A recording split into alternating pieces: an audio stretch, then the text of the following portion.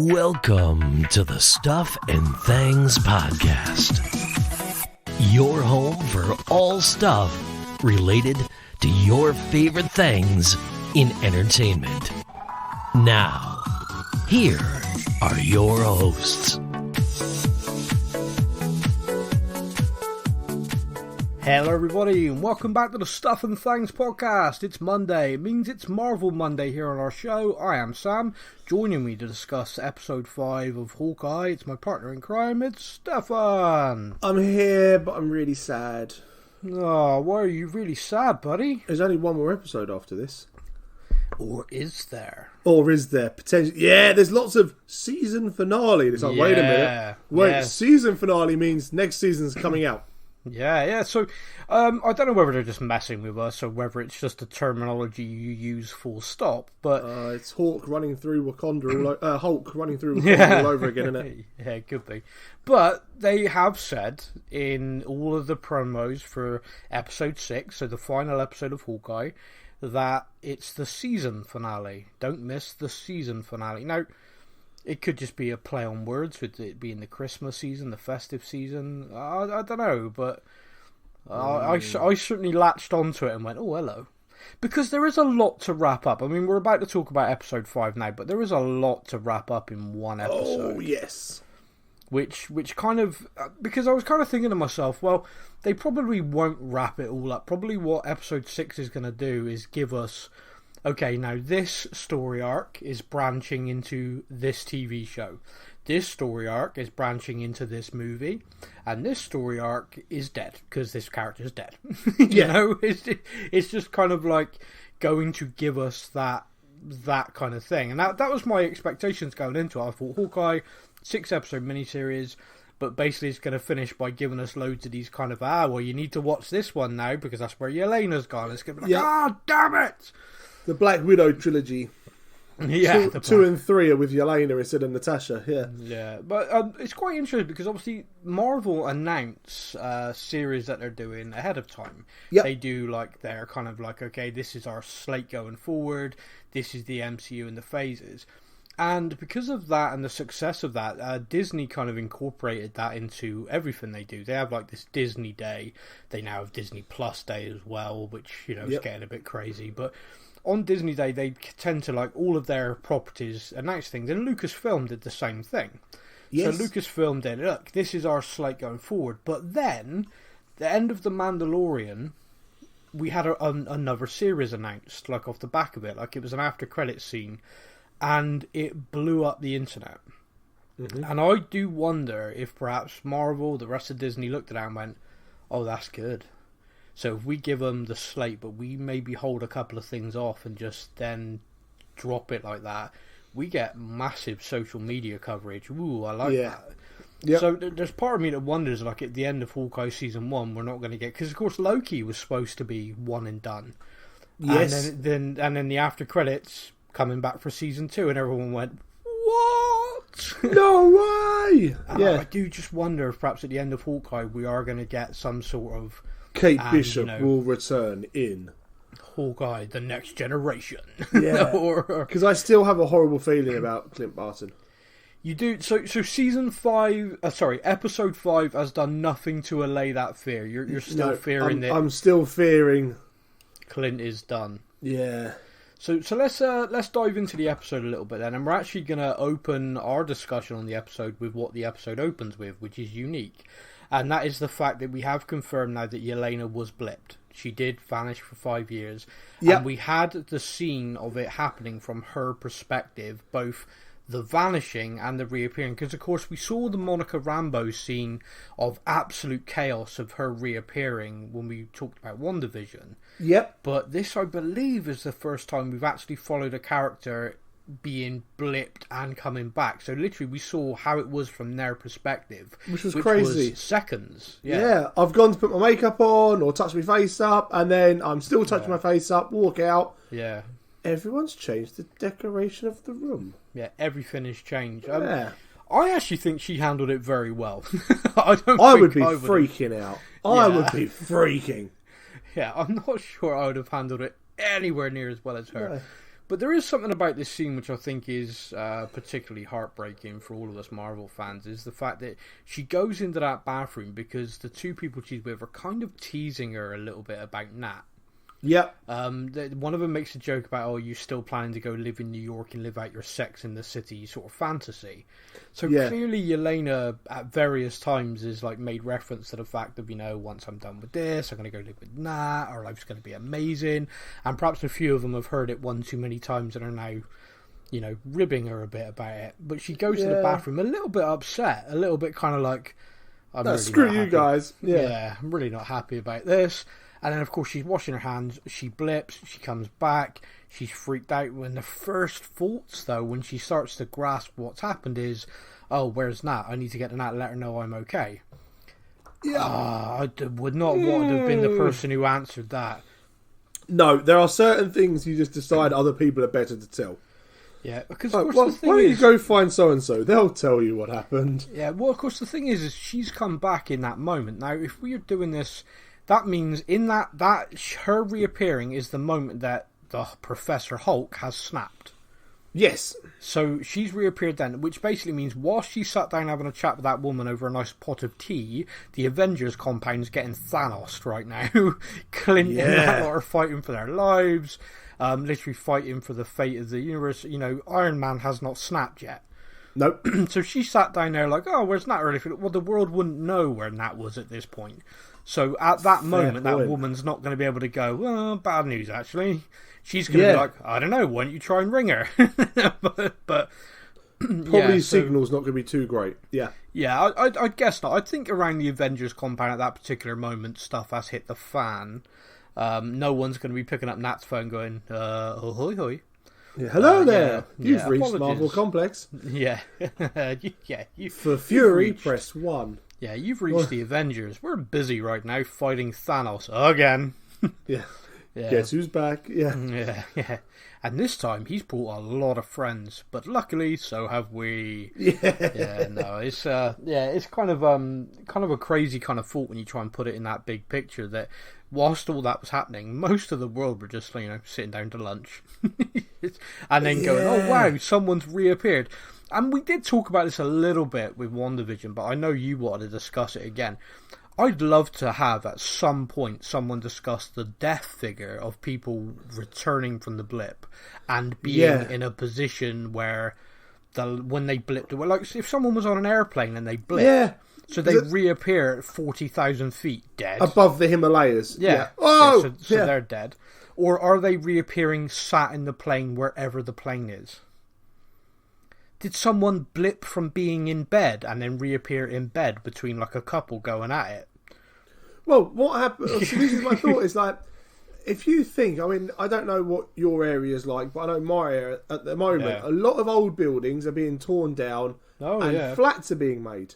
Yeah, people could be reappearing in the same a concrete wall. Yeah. What happens if where you were stood, what used to be, say, your shower, is now actually exactly where a big concrete wall runs through? Do you blip back inside the concrete wall with like an arm and a leg just hanging out of a wall? Yeah. This got me thinking. Like, I know we discussed it in WandaVision, but I just suddenly started going, your head just... This was like 2 o'clock in the morning, I can't sleep. What would happen if you were on a cruise ship? Like, let's say Disney cruise, because Marvel and everything is owned by Disney. You're on a Disney cruise. You're currently sat having lunch with Mickey Mouse. You blip. Yeah. You would reappear 30 foot above the Atlantic Ocean. Yeah. What? Absolutely terrifying. Yeah. Yeah. Hey, Mickey! But the funny thing is, there are so many scenarios for this. Yeah. Which are... untouched. which are funny, but messed up. There's a 15-year-old boy somewhere reappearing going, oh... Oh yeah, no, there's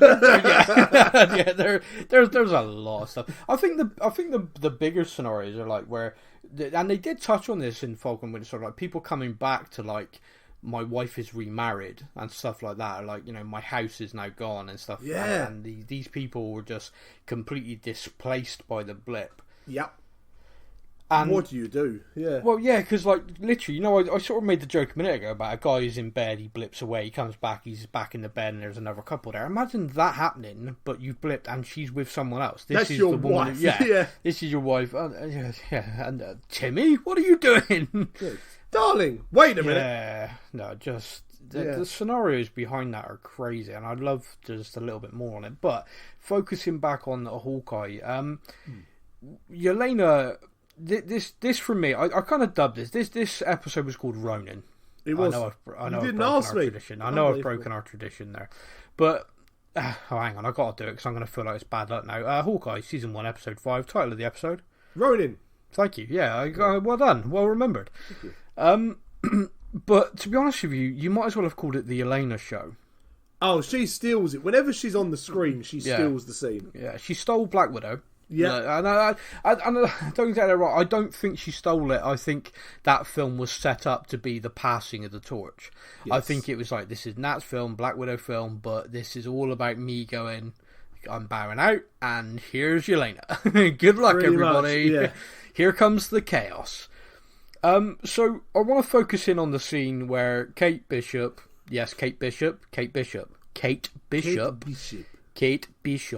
goes back to her place, which had the fire, to get a few things. Actually, let me backtrack a little bit, because I love your opinion on this. Yep. Yeah, let me back up a minute. So before Kate goes back, Kate's obviously been sent away by Clint. She's upset, she's a bit beat up from the fight. Her mum is like calming her and talking to her and is dealing with her wounds. Am I reading too much into it that her mum knows exactly what she's doing with that?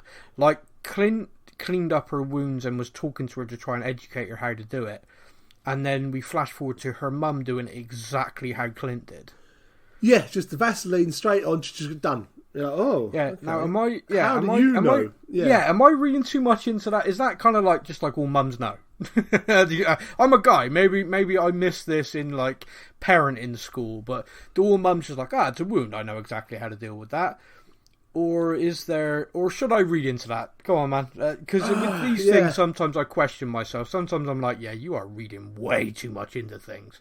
I'll be honest, it's not something I picked up on more than just mum healing wounds. But when you say it's the same way that Clint does it, does she have experience in this somewhere? There was a very deliberate thing that Barton talked about where he had this like cotton bud, and he said you got to do it along like this. Yeah, he said don't do it like that, you got to do this, and her mum like mirrored it. She did the exact same thing. She knows, yeah. So it's like she's used to like cleaning up wounds. Yeah.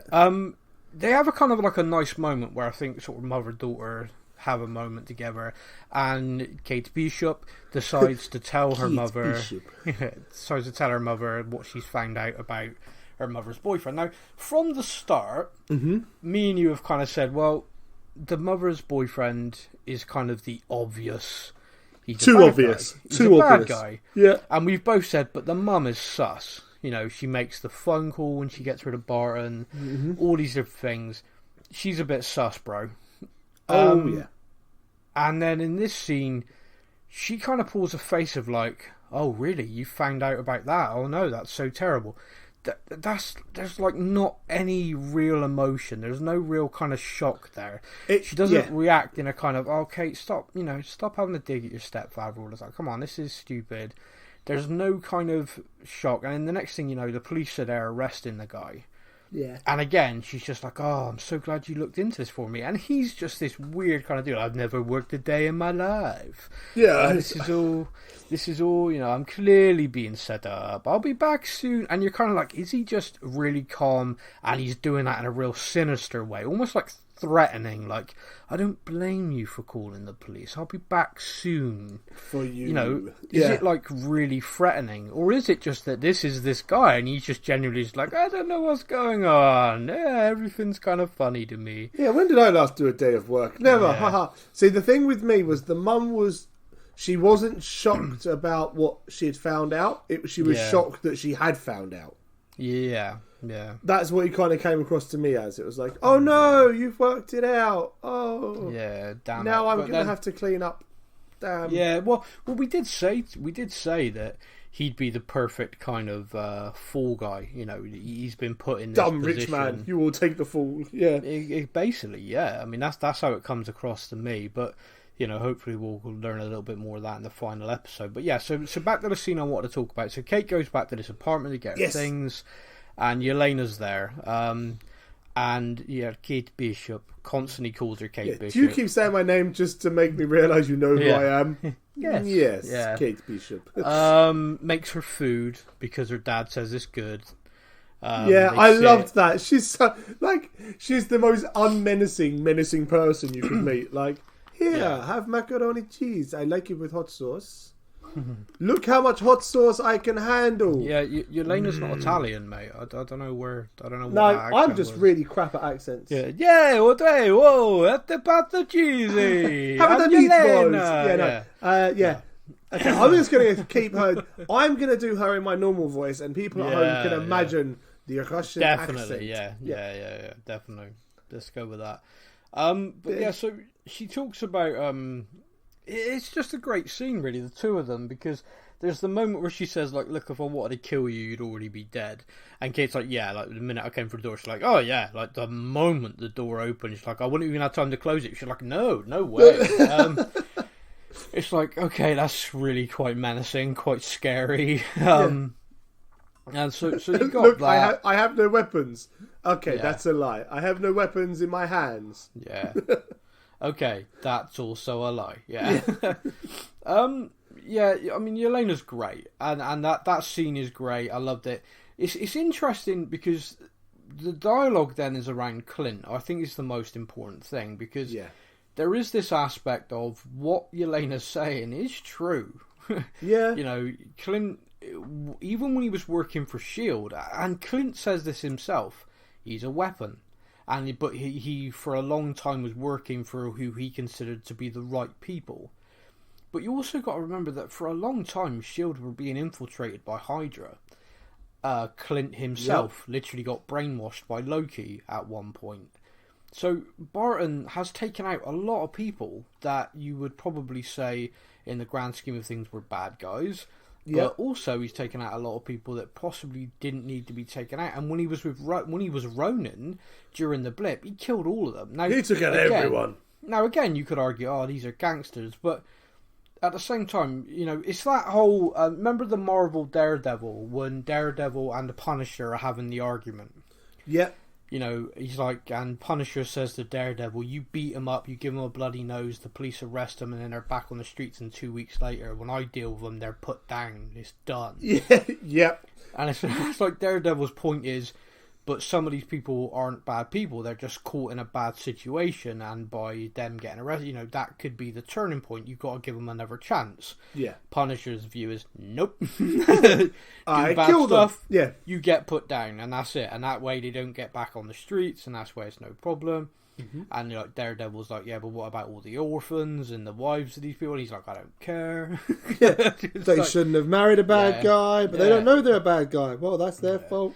And that's the debate, and you can kind of bring that debate a little bit to Clint Barton's character, where he's done a hell of a lot of good, but then at the same time, when he was the Ronin, he wasn't taking shoulder shots like he is now. He wasn't taking people at the legs and knocking them unconscious. Well, he was taking them by the leg, but normally it was cutting it off with his sword. Yeah, you got it. Yeah, yeah. But everyone died. Basically, anyone who crossed paths with the Ronin was dead, or you were very lucky to escape away from him. But based on what we saw, it was just trails of blood and carnage. Which makes me always question, why do not more people run?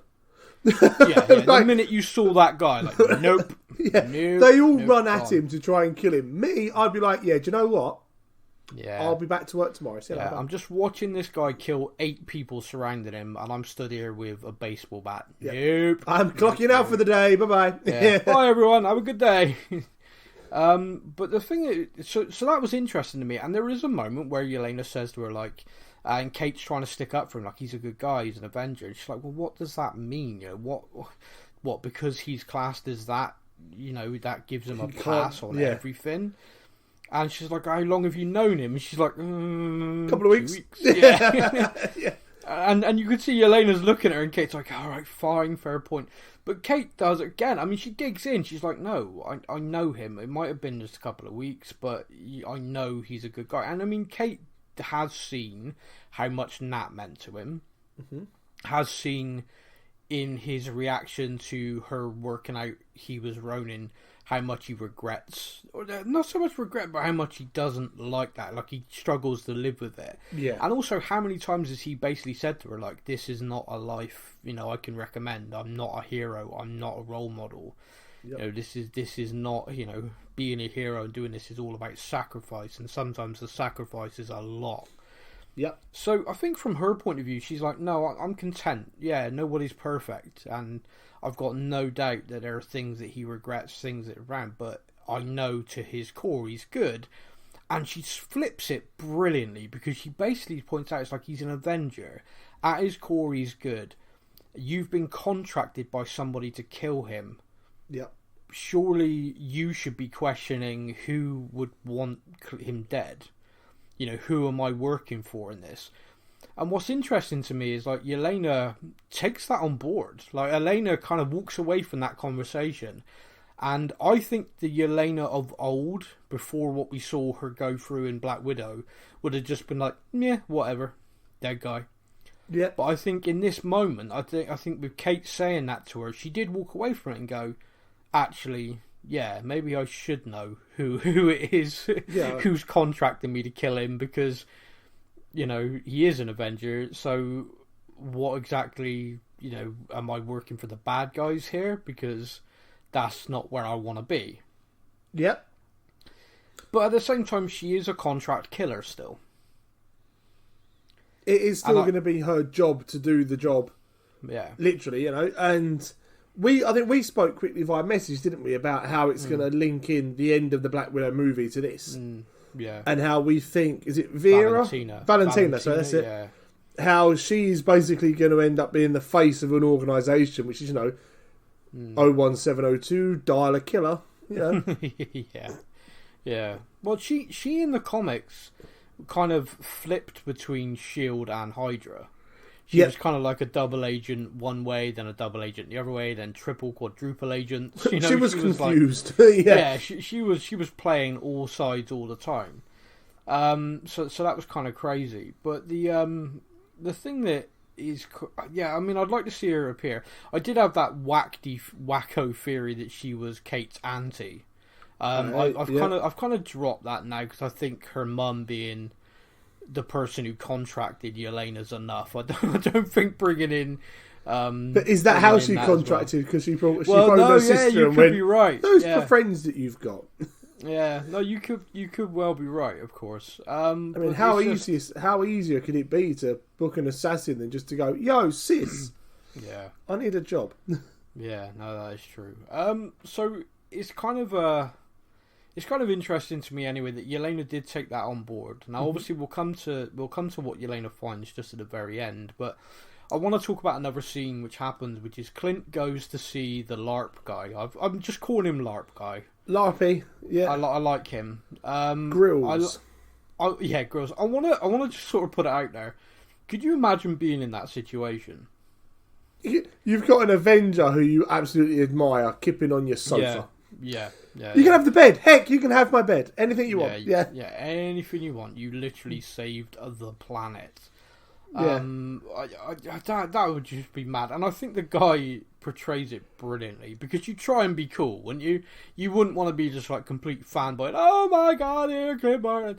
You'd be doing that kind of like, yeah, of course, man. Yeah, come on in. And then like when he looks away, just be like, oh my god. Yeah.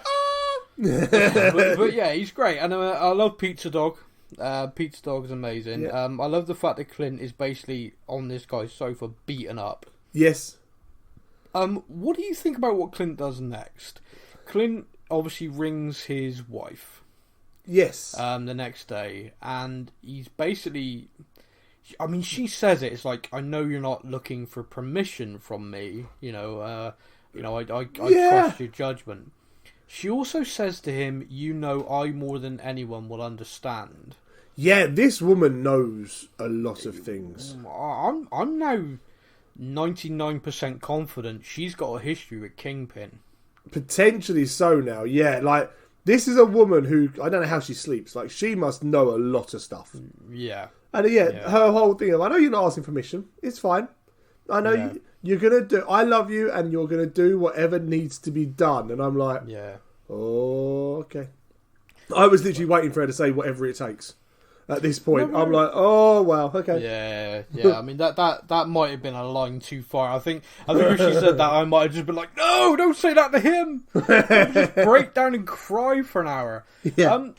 He does go to get the Ronin suit, but before he does that, he goes to the memorial and he talks to Nat.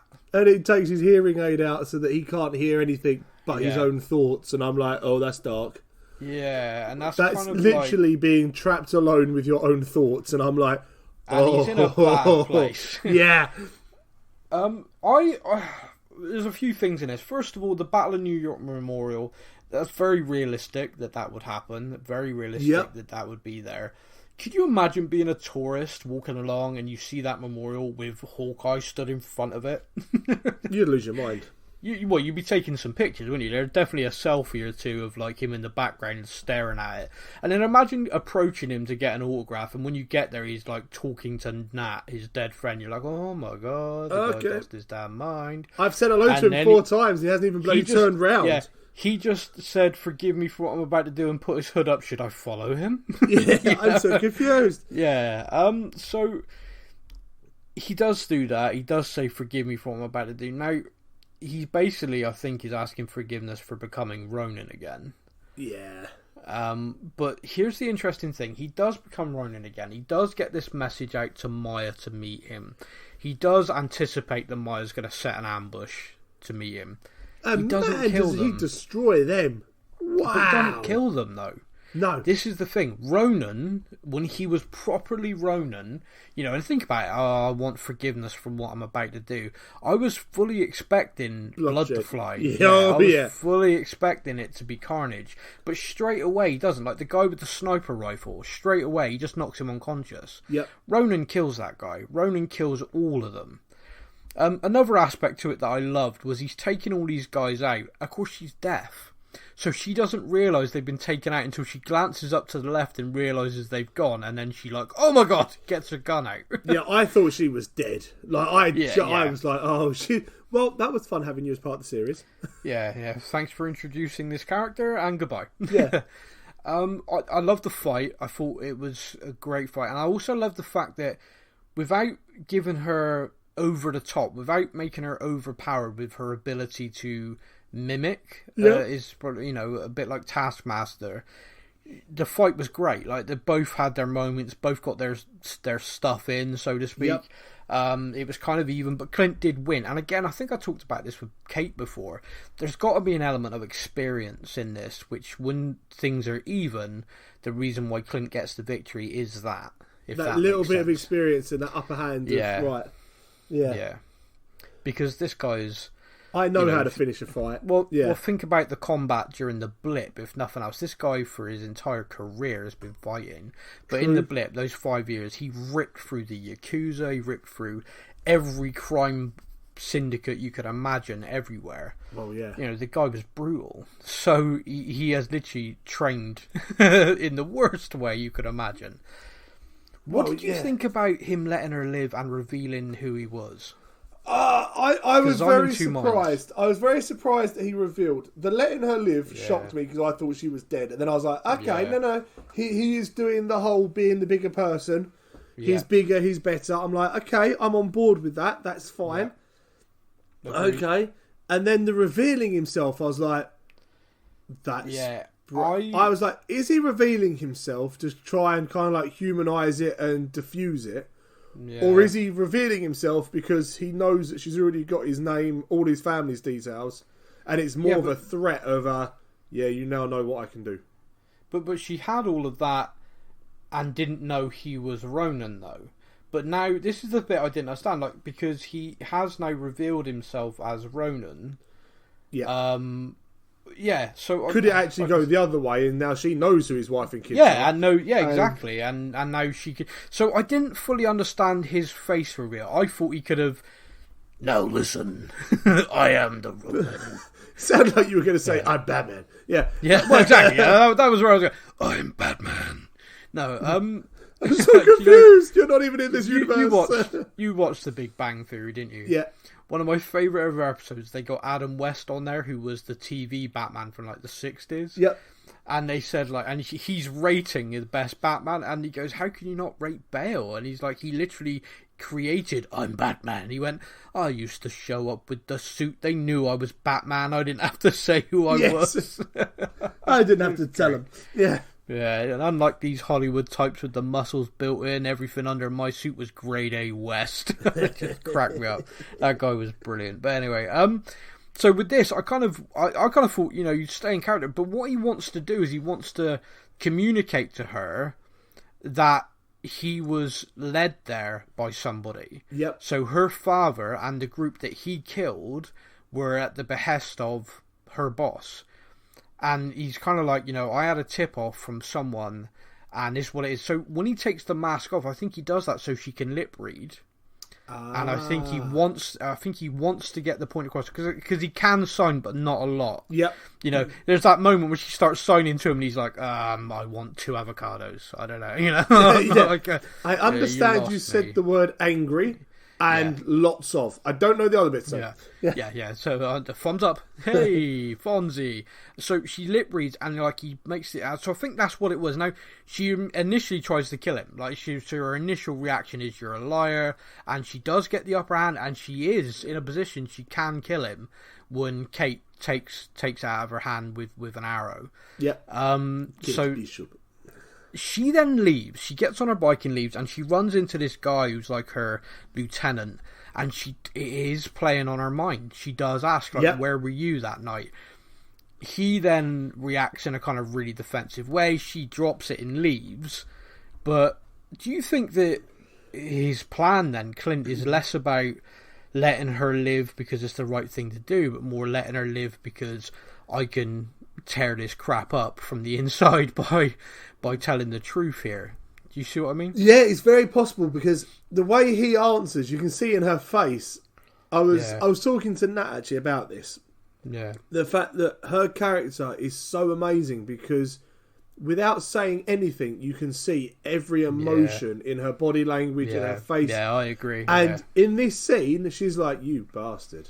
Yeah, the lady's doing a phenomenal job because she has to try and convey, because like her signing to him is like, yeah, I'm fine, don't worry about it. But her face says, I'm going to rip your fucking head off. Yeah. And the guy knows. The guy's like, are you sure you're okay? She's like, oh yeah, we're cool. And gets on her bike. I'm fine. I'm going to kill you when you turn around. Yeah. No, we're fine. And he's kind of just stood there. You can see he's on his brain now, like, why did she ask that? You know, what is going on? Now, she's obviously going to go away and really put some thought into this. So in episode 6, I really hope we see her kind of try and look into that, you know. Yeah. A bit like that Kate got in Yelena's head. I like the fact that Clint, is very similar, got into Maya's head. Yeah, because it does seem like potentially her number 2 that she trusts and everything else is working directly with, was it the uncle she calls him? Yeah, her uncle. And then potentially her uncle is the guy that set her up and got them all killed.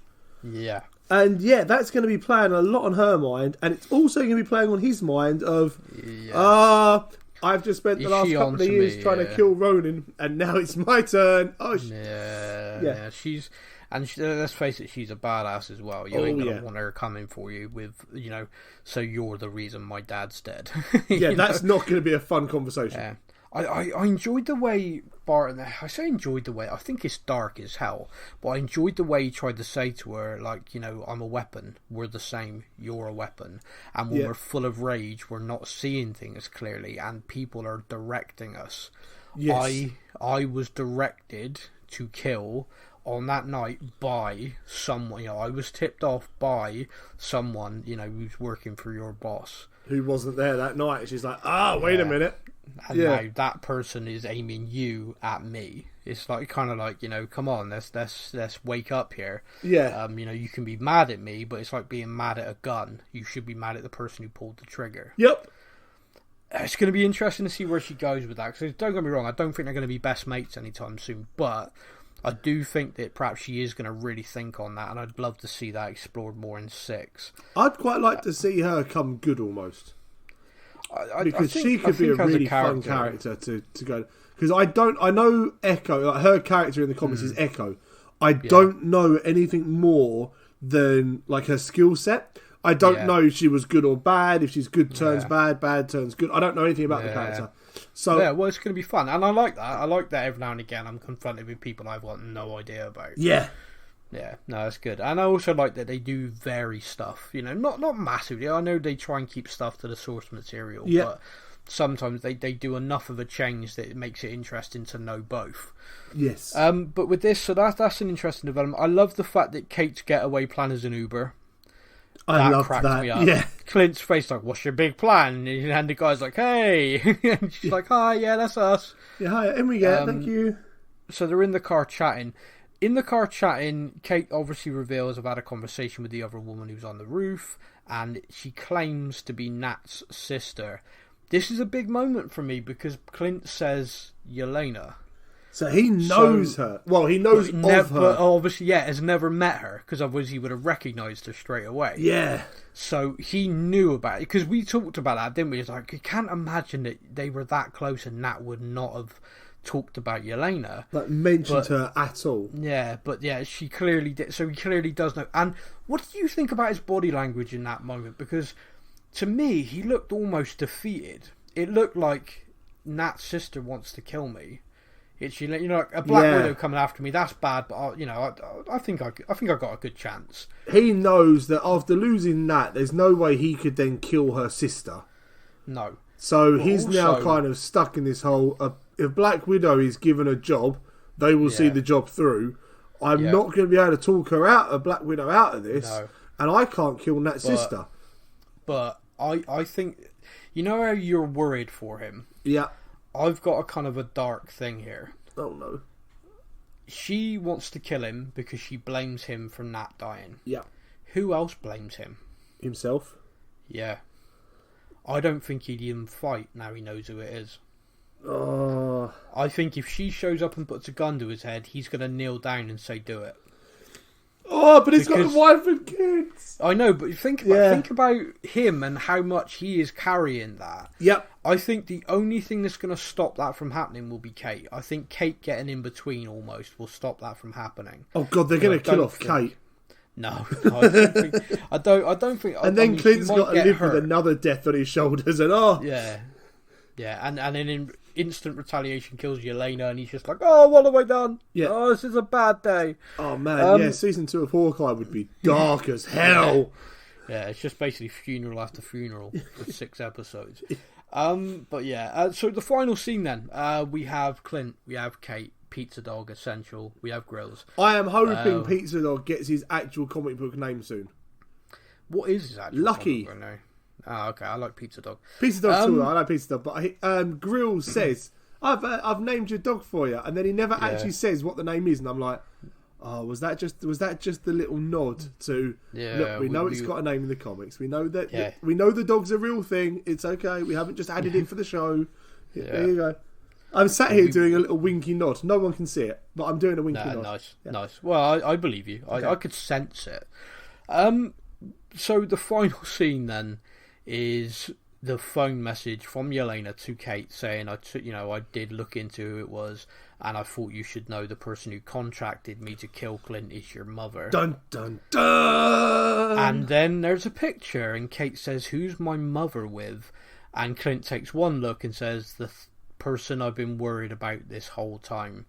That's Kingpin." Yes! And so there's 2 parts of this. One, in the picture, he doesn't look like an inflated balloon, so I'm delighted. Boom. Yeah, that is a very good point. Let me just clarify. Yeah. I mean, the guy's going to be huge. I know that, but he didn't look ridiculous like the bloody character getting blown up in Willy Wonka. You've seen In the Spider-Verse, haven't you? Yeah.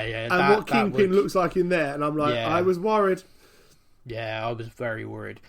Just a massive dude, and he keeps calling him the big guy, and Barton is worried about him. Barton is genuinely like, this is the big guy. Now, that's odd to me. Barton's got a speed doll for a Hulk. So it kind of feels like, why would you be nervous about this guy? And I think the reason why he's nervous about him is there's something linking to his wife. I think him being involved opens up something for him which is scary. Well, I'm just glad his wife isn't called Vanessa. Oh man, could you? Maybe that is her real name. Oh god, can you imagine? She's got a fake name because of the agents, the Shield stuff, and yeah, he's actually married to Vanessa. We've just opened up a can of worms. Oh god, yeah, no, that would be wow. My Vanessa. Yeah. No! Oh, yeah. You're banging my turn. Yeah. We've got kids, dude. No. Let's not. No. Let's hope that's not right, because that could be sinister. But back Kingpin in high is here. school, high school loves that broke up. He's never got over her, and now Clint's married to her with kids. And Shield used that to put her back in his life for a while to get information on his crime syndicate. She's then had to go deep undercover to avoid him. Married Clint, now lives the suburban housewife life just to be completely off the radar, away from everyone. You remember he says like, Fury helped me keep this place off the radar so nobody knows about it. Maybe that's less about him and more about her. Yeah. Vanessa, you snide cow. Wow. There you go, there's a theory. But that's it, man. That's episode 5. Is there any other aspects to it you want to go over? No, but apparently saying Vanessa just set off my house speaker, so that was fun. That is kind of fun. If you heard any background noise then, no, that was her little speaker in the kitchen talking. Oh, I like that. Yeah, going, what's up? This is... I'm really looking forward to episode 6 now. Big time, yeah. Oh, man, we've just opened up our first little theory. Yeah, I'm dead proud of that. Yeah. Dead proud of this. So if she's not Vanessa, I'm going to be fuming. Yeah. This is my Mephisto moment. Yep. I'm still mad about that. But I'm convinced he's in Spider-Man and this and everything. Everything is going everywhere. The multiverse. Everything. It's Doctor Strange versus Mephisto. Everything. Yeah. Everything is Mephisto. Basically, at the end of like this whole phase, you're just going to see Mephisto go, "Fine, I'll do it myself." No! I knew it! But anyway, a big thank you to everybody for listening. That was Marvel Monday here on our podcast. This week's a crazy week. This is the Christmas week. Now, if you're a fan of the Walking Dead universe, you can also catch us talking about Fear the Walking Dead. You can also catch us talking about the Walking Dead World Beyond. Walking Dead Wednesday returning with our review of Season 2 of the World Beyond. And then you've also got Fear on Friday, which of course is Christmas Eve. Fear on Friday on Christmas Eve this year. Our Christmas special with us having a general chit-chat about things we've enjoyed in 2021 and also our favourite Christmas movies will be available to stream and or download on Christmas Day. So if you're fed up with your family, just put in some earphones and listen to us for 30 minutes. Bit of escapism. Yeah, I love the fact we're talking about a zombie apocalypse on Christmas Eve. Damn right we are. Yeah, big time we are. Yeah. And if anyone's seen men coming out of the pub on Christmas Eve, you'll know it's close. Works. Yeah, it works very well. But until then, we will be back next Monday, obviously, where we'll be talking about episode 6, the season finale, the series finale. Maybe we'll have to wait and see what happens in that episode. But until then, my friend, you take care. We are out. Thank you for listening to the Stuff and Things podcast. We hope you enjoyed the show. You can find us on Facebook or online. Simply search the Stuff and Things podcast to join in our conversation every week.